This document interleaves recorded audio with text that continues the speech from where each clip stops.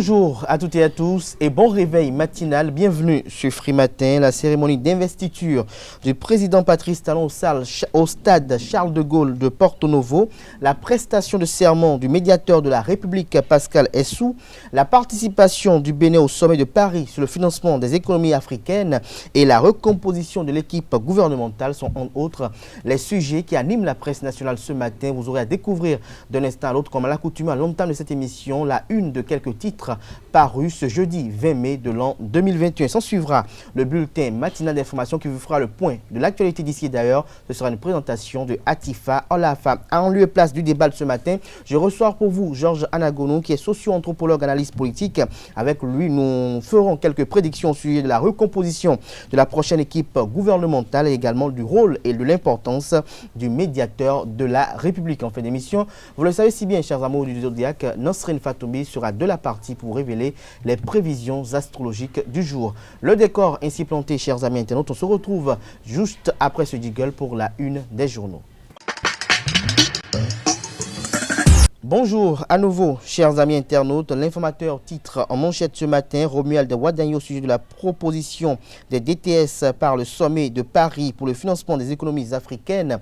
En avril 2020 déjà, Patrice Talon avait émis l'idée des allocations nouvelles. Lire l'intégralité de l'interview du ministre des Finances à Radio France Inter dans les colonnes de la parution ce matin du quotidien L'Informateur. Toujours la une de l'Informateur de ce matin, Super League Pro, fin de la phase aller, Buffle et ESAE, leader du groupe, nous informe le Canard ce matin en deuxième de titre à la une. Compétition sportive sans respect des gestes barrières, Oswald Omeki fait des recommandations, lesquelles recommandations sont relayées dans les colonnes de la parution ce matin de l'Informateur. Distinction, Patrice Talon promeut ses ministres et collaborateurs dans l'ordre national. Nous informe l'Informateur ce matin des précisions dans les colonnes de la parution ce matin du Canard, qui publie également le journal École produit par les étudiants en journalisme à l'École supérieure d'administration, d'économie, de journalisme et des métiers de l'audiovisuel, ESAE. L'événement précis en manchette ce matin, relance des économies africaines après la Covid-19. Le sommet de Paris donne raison au président Patrice Talon. Les participants ont validé la proposition du Bénin. Le ministre Romuald Wadagni porte la voix du Bénin. L'intégralité de la déclaration du sommet de Paris, des précisions aux pages 4, 5, 6 et 7 de la parution ce matin du Canard, qui a également titré à la une ce matin, prestation de serment du nouveau président de la République le 23 mai prochain. Patrice Talon 2, investi dimanche au stade Charles de Gaulle de Porto Novo. Pas de chef d'État étranger invité. Les organisateurs s'activent autour des préparatifs. La mairie de Porto Novo présente une ville attrayante à ses hôtes. Le Parti du Renouveau démocratique PRD et le mouvement des élites engagées pour l'émancipation du Bénin, Mouel Bénin, organisent des réjouissances populaires. Des détails à la page 12 de la parution de ce matin du journal. Il s'agit bel et bien du journal L'événement précis. Le Grand Quotidien titre en manchette ce matin, décentralisation des services de l'Agence nationale d'identification des personnes. Dr Cyril Goubedji, préoccupé par le bon déroulement des opérations. C'est désormais possible de se faire établir les documents de l'ANIP dans des arrondissements de Cotonou et à la mairie d'Abomey-Calavi. Nous informe le Canard ce matin des précisions dans les colonnes de sa parution ce matin, précisément à la page 3. La primeur à la une ce matin, troisième mandature du médiateur de la République, Pascal Essou, prend officiellement place pour jouer l'intercession gracieuse, nous informe le quotidien ce matin. L'autre quotidien, financement des économies africaines, quand la solution béninoise fait école au sommet de Paris. Le compte rendu des échanges à ce sommet à la page 5 de la parution de ce matin du Canard, qui a également titré à la une ce matin. Honneur au mérite, Talon distingue 8 de ses ministres et 2 collaborateurs. Le Canard vous informe qu'au nombre de ses ministres figure le ministre Saka Lafia. La Nouvelle Gazette titre en manchette ce matin, entretien avec le révérend pasteur Noël Jossou. J'appelle à la mobilisation générale autour de la mémoire du prophète Samuel Oshofa. Retrouvez l'intégralité de cette interview, de cet entretien accordé aux confrères de la Nouvelle Gazette aux pages 6 et 7 de leur parution de ce matin. Le grand regard à la une, sommet sur le financement des économies africaines. Romuald Wadagni défend avec brio les riches propositions du président Patrice Talon.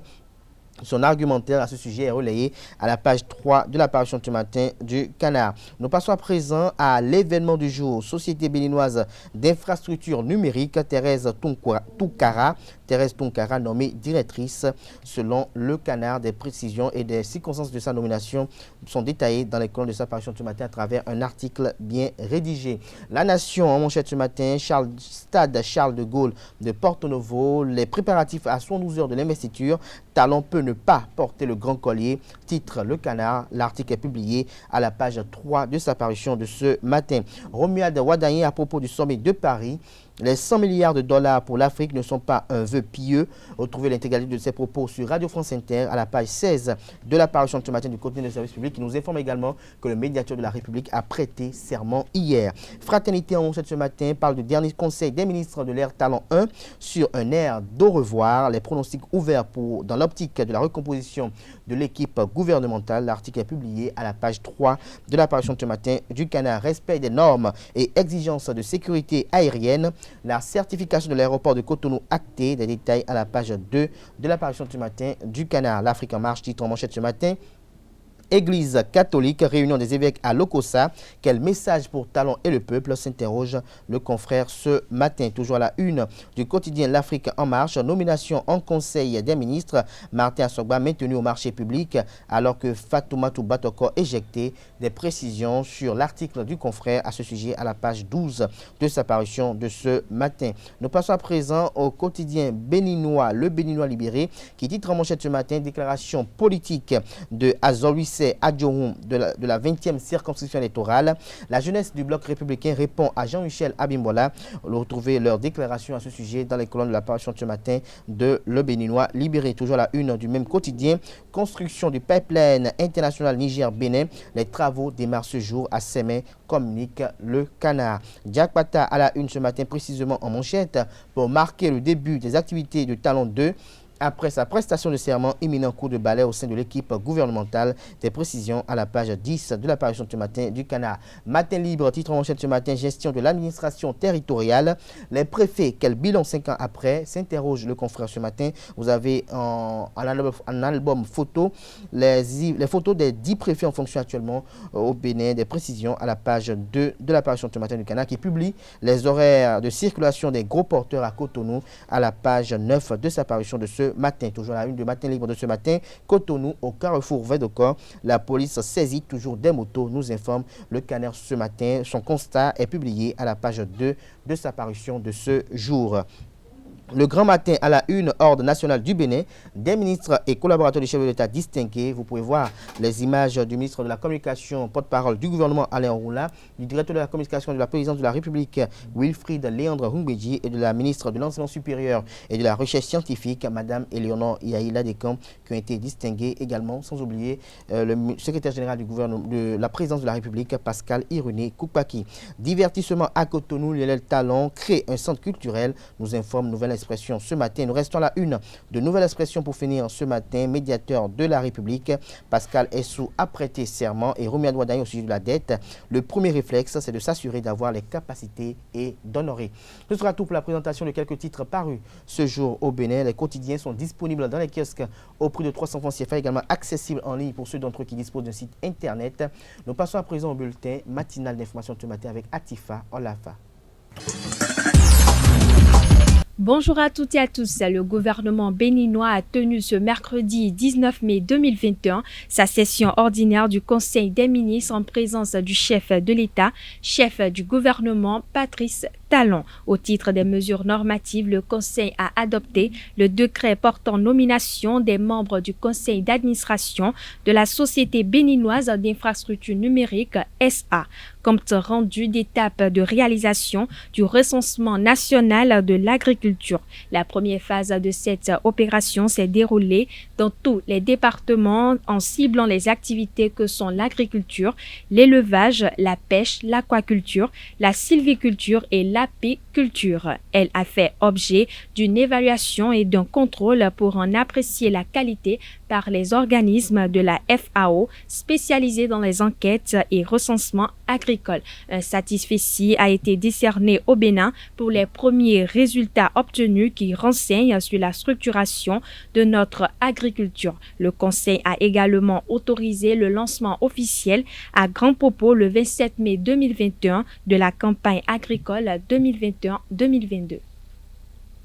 Parlons santé à présent. La campagne de vaccination contre la COVID-19 démarrée le 1er avril 2021 se poursuit, mais elle reste élargie à toute personne âgée de 18 ans au moins. Benjamin Nkouati, le ministre de la Santé béninois, a exposé le mécanisme mis en place pour l'approvisionnement des vaccins au cours d'un déjeuner de presse organisé ce mardi en collaboration avec l'OMS Bénin et l'UNICEF à Cotonou. Il a par ailleurs rassuré sur la gestion des effets secondaires éventuels après la vaccination. Nous avons pratiquement 400 000 doses là. Nous avons 400 000 doses au début et comme lorsque nous lancions la réception du premier arrivage de l'eau du mécanisme COVAX, nous avions annoncé qu'il y avait pratiquement 800 000 doses qui étaient prévues pour le Bénin dans le cadre de ce mécanisme déjà. Et parallèlement, le gouvernement également s'est engagé pour l'acquisition d'autres doses. Et d'autres partenaires également se sont annoncés pour appuyer le Bénin, notamment la Banque mondiale, pour l'acquisition de doses supplémentaires. Tout ça mis en place devrait permettre de couvrir la population nécessiteuse de se faire vacciner. Vous comprenez aisément que dans la dynamique actuelle, on ne peut pas amener tous les vaccins dans le même temps, sachant pertinemment que lorsqu'on fabrique ces vaccins, il y a un délai de péremption et au début, actuellement, les délais varient de 6 mois à 1 an à peu près. Donc il faut les lancer, les commander et si ce n'est pas utilisé, vous imaginez les pertes qu'il pourrait y avoir. Donc oui, il y a 400 000 doses actuellement, mais les dispositions sont prises pour que dès que, ou bien avant même que ça ne finisse, qu'on puisse procéder à l'approvisionnement.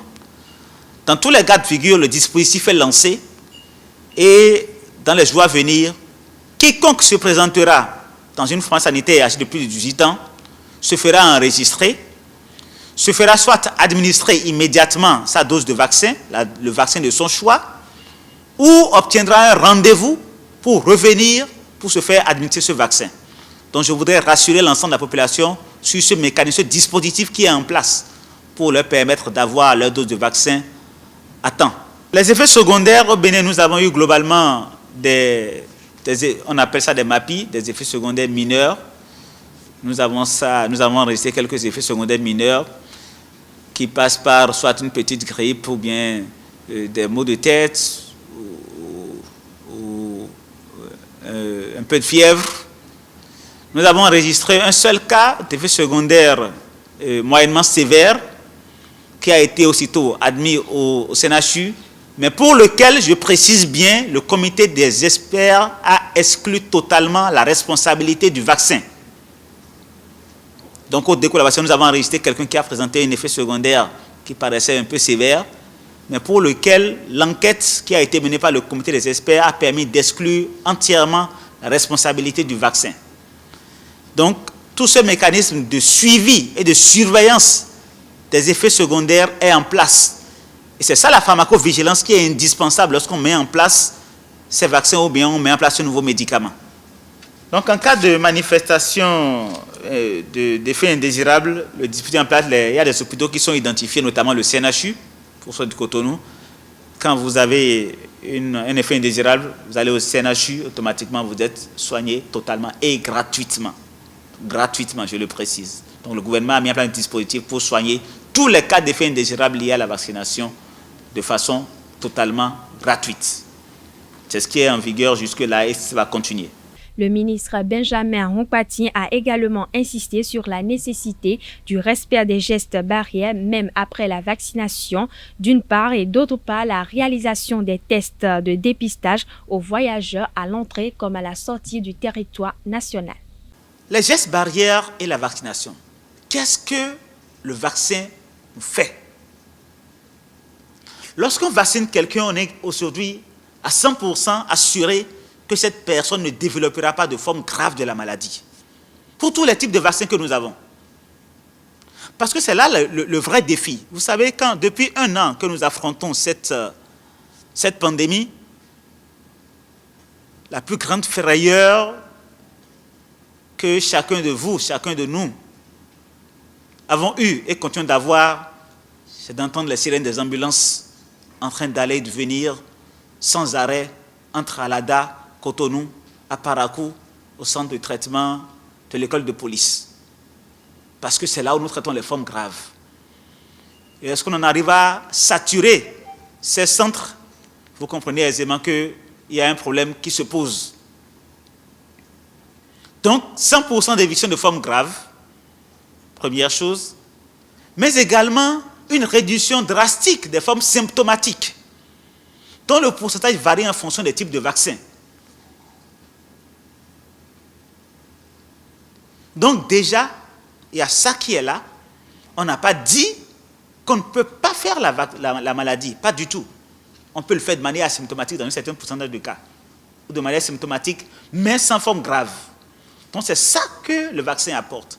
Vous comprenez donc aisément que si on peut faire la maladie, même en étant vacciné, il est indispensable qu'on continue d'observer les gestes barrières pour se protéger et pour protéger également les autres. Donc c'est ça le premier aspect. Le deuxième aspect, tout le monde n'est pas encore vacciné. On n'a même pas encore atteint 1%, même pas, c'est une infime partie, là actuellement au Bénin. C'est pour ça que la protection de soi-même et des autres demeure indispensable. Il faut que le respect strict des mesures barrières soit toujours d'actualité.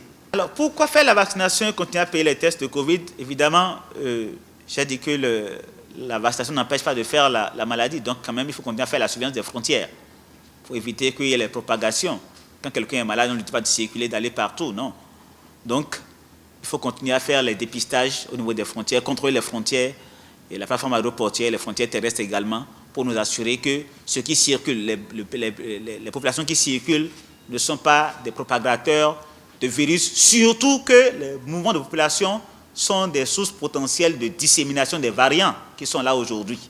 Suite à la publication de certaines images depuis plusieurs jours sur les réseaux sociaux et qui portent atteinte aux cultes endogènes des revenants dénommés Egungun, Sylvain Kwasi nous a accordé une interview pour situer les responsabilités. Suivez-le au micro de Jacques Marion d'Almeida.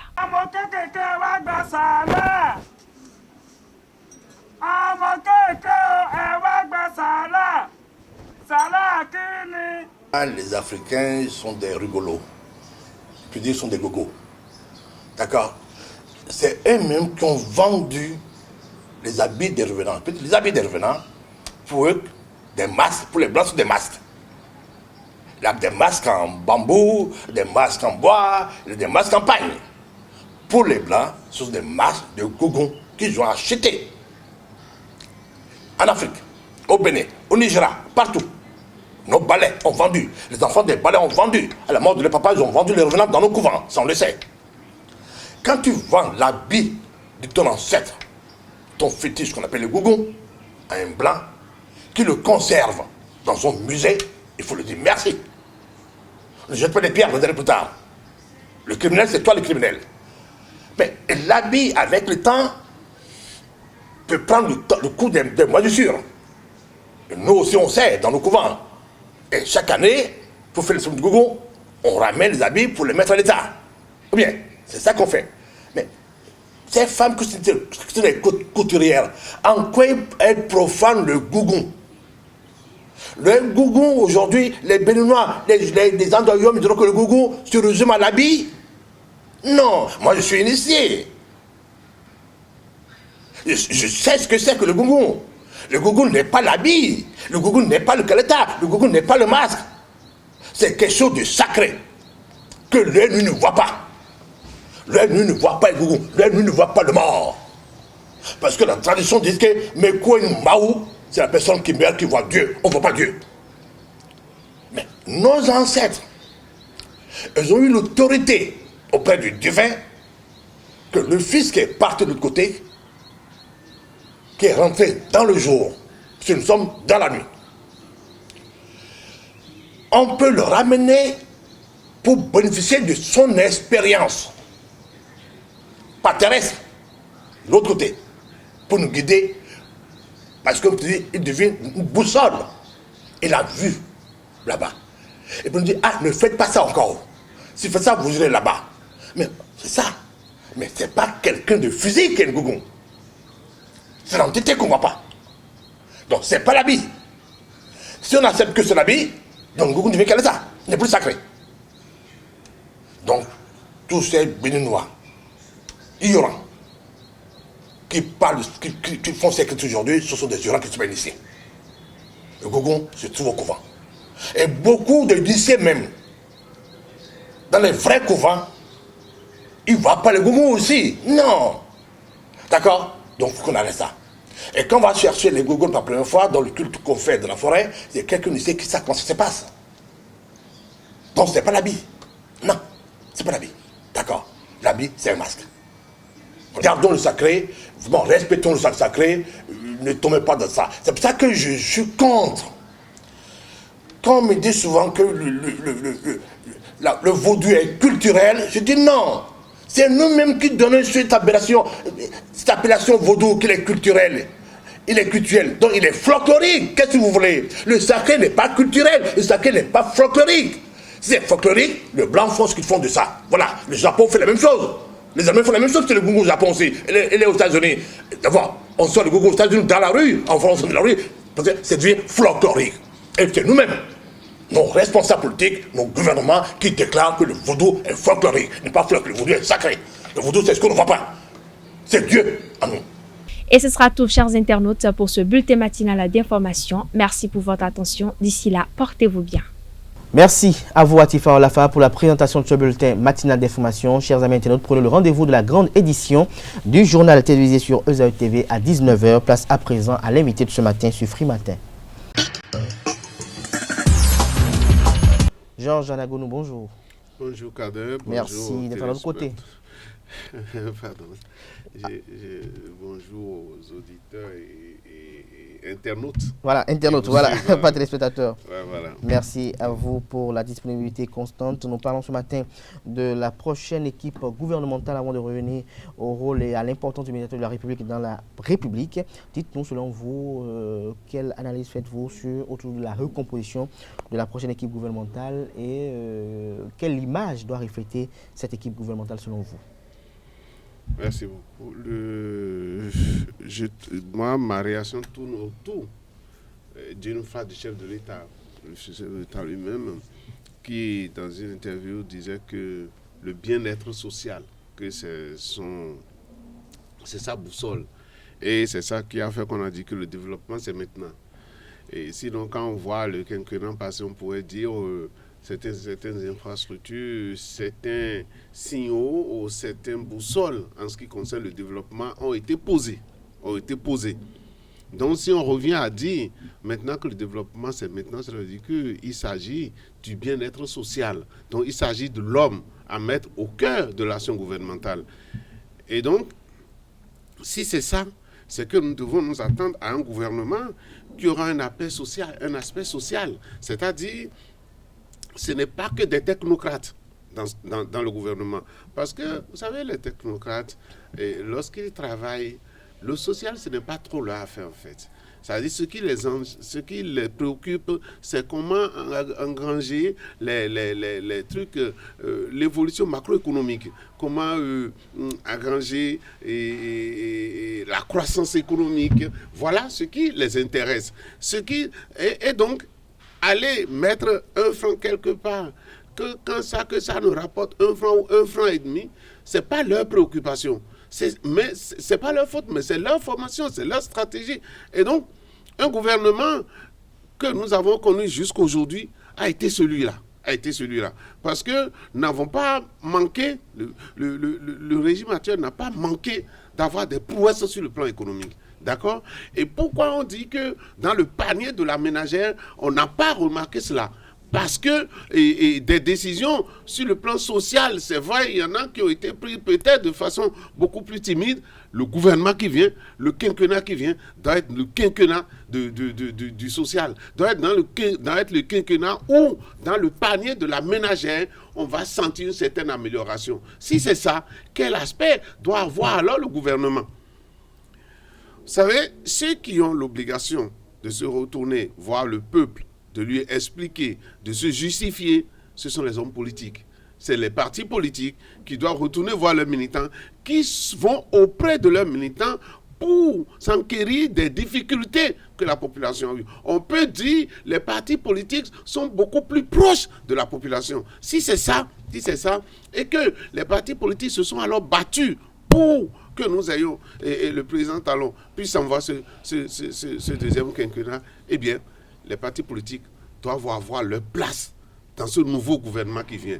Et je le dis pour reprendre une idée d'un de vos invités ici dès le départ, M. Zinoué avait envoyé pour dire, dans ce nouveau gouvernement, eh bien, il y aura des technocrates, mais il y aura des politiques. Ces politiques-là, c'est eux qui doivent peser sur l'action sociale du gouvernement, du nouveau gouvernement. Lorsque vous dites que les politiques doivent peser sur l'action sociale, qu'est-ce que vous y mettez? Est-ce qu'on y voit peut-être qu'il y aura encore comme par le passé? Parce que c'était ce qui a été déploré, parce que lorsqu'on envoie tout de suite un politique au gouvernement, on estime qu'il devient tout de suite une ONG, une fondation, et donc dès qu'on a un problème, allons voir le ministre pour quand même lui poser le problème. Et eux, dans je dirais le désir irrésistible de satisfaire leurs militants, se jettent dans ce vice, c'est-à-dire détourner un peu le fond pour satisfaire ces militants afin de pouvoir quand même, un temps soit peu, maintenir leur hégémonie politique. Vous savez, dans des pays qui se respectent, un député d'un coin se doit d'avoir son bureau, son staff qui travaille là. Et régulièrement, les militants vont dans ce bureau-là pour pouvoir aller poser leurs problèmes, pour pouvoir aller donner leurs doléances, puisque le député est supposé porter cette doléance-là au niveau du Parlement pour que ça soit une proposition de loi ou tout ce que vous voulez, projet de loi, tout ce que vous voulez. Et que, par ce biais-là, le gouvernement puisse être à l'écoute du citoyen.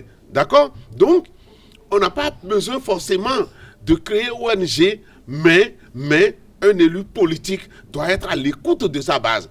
Oui, justement, lorsque vous dites qu'il doit être à l'écoute de sa base, qu'est-ce que vous y mettez? Est-ce que être à l'écoute veut dire qu'il faut satisfaire à toutes les doléances de la base, c'est-à-dire sur le plan social, puisque vous demandez à ce que le gouvernement soit un gouvernement social, et par le passé, on a déploré le fait que des ministres étaient confondus à les organisations caritatives et sociales, c'est-à-dire dès que la population a quelque chose, c'est les ministres qui vont lancer les travaux d'addiction d'eau villageois, c'est les ministres qui vont dire tout de suite que et construire des tables dans les salles de classe. Est-ce que, parce que je suis devenu ministre, je ne dois pas peut-être apporter au gouvernement les propositions de la population, mais moi-même les régler directement? Ce dont vous parlez, ce sont des actions isolées d'un individu, ça. C'est-à-dire un ministre. Ce dont moi je parle ici, c'est l'action globale du gouvernement. L'action globale du gouvernement. Je vous donne un exemple. Vous prenez le ministère de la Santé, par exemple. C'est un ministère qui ne fait que du social. Et ailleurs, on a créé le ministère de la Santé et des Affaires sociales. Parce que apporter le soin aux populations, ce n'est pas pour leur prendre de l'argent. Et donc, on doit pouvoir... Ces gens de ministère doivent être dosés et animés par des gens qui doivent avoir le social comme référence. Et c'est de ça que je parle. Lorsque vous savez que vous êtes politique et que vous devez aller rendre compte, vous devez désormais, demain, vous retourner vers l'électorat pour aller discuter avec l'électorat, eh bien, vous allez vous préoccuper du bien-être de l'électorat. En faisant ça, vous allez vous préoccuper du bien-être du gouvernement. Et lorsque, du bien-être de l'individu, et lorsque cela vous guide en Conseil des ministres, vous allez souvent faire adopter des décisions qui permettent que dans le panier de la ménagère, on puisse avoir de retombées. C'est ce que je vous dis, et Kader, le régime passé, le quinquennat qui vient de passer, a engrangé des résultats. Même Lionel Zissou l'a reconnu la dernière fois pour dire pendant que des pays étaient à -1 en matière de croissance économique négative, eh bien, le Bénin était à +2, plus que ça. Un pays de résilience. Cela veut dire que nous avons fait beaucoup d'efforts sur le plan économique. Et pourquoi est-ce que dans le panier de la ménagère, ça n'a pas été ressenti? Ça n'a pas été ressenti. Le chef de l'État l'a su d'ailleurs. Ces deux actions, enfin, les deux actions passées me donnent raison. Parce que lorsqu'on a dit on va balayer et comment on appelle la berge de Djako là-bas, eh bien c'est la décision du technicien et donc pour lui il faut aller balayer, et le chef de l'État a fait le déplacement pour dire socialement socialement, eh bien, il faut faire quelque chose pour cela. C'est de ça que nous parlons. Ou bien, lorsqu'on a pris la décision, la police, d'arrêter systématiquement les motos qui n'ont pas de papier, d'arrêter systématiquement ceux qui ne vont pas respecter les règles, eh bien, la direction générale de la police est encore intervenue pour dire, on suspend le temps que, c'est du mesure sociale qu'on appelle ça. Le temps que les gens puissent se mettre en œuvre. Matin dit ce matin, comme tout Benoît constate, qu'il y a encore des arrestations. Moi-même, je l'ai dit dans la semaine sur un plateau à l'ORTB pour dire le contrôle, c'est de ce côté-là, le contrôle en ce qui concerne les règles de sécurité routière, ce contrôle-là est permanent. Ce contrôle est permanent. Ce qu'on a arrêté, c'est une campagne. Et une campagne, c'est une période où on accélère, on accroît les activités dans ce sens-là. Donc, il faut pas dire, oui, voilà, vous dites un jour, on n'arrête plus les voleurs. Il n'y en aura pas ce jour-là. On va arrêter les voleurs tous les jours. Donc, ceux qui sont en infraction seront arrêtés tous les jours. Mais la campagne, la période d'intensification qui était déclenchée, c'est cette période-là qui a été prise. Donc, pour revenir au gouvernement. Voilà. Pour revenir au gouvernement, j'attends un gouvernement à visage humain et à visage social.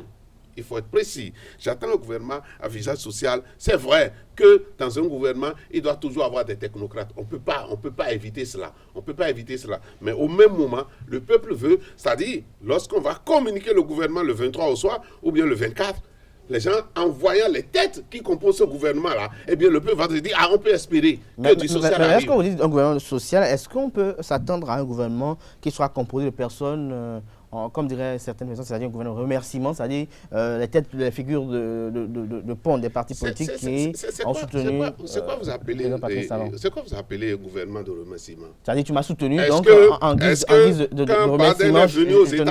Quand Biden est venu aux États-Unis, puisque chez eux, on parle de l'administration Bush, administration Biden aujourd'hui, et vous pensez qu'il est allé choisir ceux qui l'ont combattu sérieusement et pendant la campagne pour le faire? Non, parce que être dans une équipe, c'est être convaincu d'une idéologie donnée. C'est être convaincu d'une idéologie donnée. Et qui sont ceux qui sont convaincus de cette idéologie-là? Ce sont les partis politiques. Aux États-Unis, là vous parlez des États-Unis. Oui, bien sûr. Est-ce que vous êtes sûr que tous ceux qui soutiennent Patrice Talon aujourd'hui soutiennent une idéologie? Non,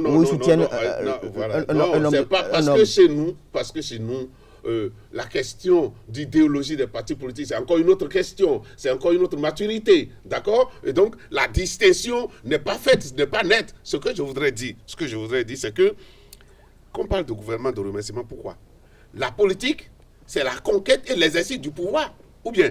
Et donc, tout parti politique qui s'est bagarré pour aller chercher la victoire doit aussi chercher à participer à l'exercice de ce pouvoir-là. Donc ne dites pas, les hommes politiques sont des employés et quand les autres ils finissent de faire, ceux qui sont dans les institutions internationales, ceux qui sont dans les bureaux, c'est eux qui viendront pour gérer à leur place. Non, c'est pas comme ça que ça se passe. Ce qui se passe, c'est que nous sommes entendus pour dire, voilà le système de gestion que nous voulons, voilà l'idéologie que nous voulons pour nos peuples. Si nous voulons le social, et que nous voudrions que le social prenne le pas sur tout ce qui doit venir pour les 5 ans à venir, eh bien, il faudra composer ce gouvernement-là avec les partis politiques. Mais dans les partis politiques, M. Zundoku l'avait dit devant vous ici, il dit, et il existe des techniciens aussi dans les partis politiques. Et donc, il faut aller les chercher là et les mettre dans le gouvernement parce que eux, ils ont de comptes à rendre, parce que eux, ils savent qu'ils vont se retourner sur le terrain devant l'électorat et que par rapport à ça, s'ils font une politique aujourd'hui où le panier de la ménagère est vide, eh bien, ils rendront compte demain. Tandis que le technocrate, lorsqu'il finit, eh bien, son institution le rappelle et il retourne dans son institution. Il n'a pas tellement de comptes à rendre. Il n'a pas tellement de comptes à rendre à la population. Alors, le sujet qui nous réunit ce matin,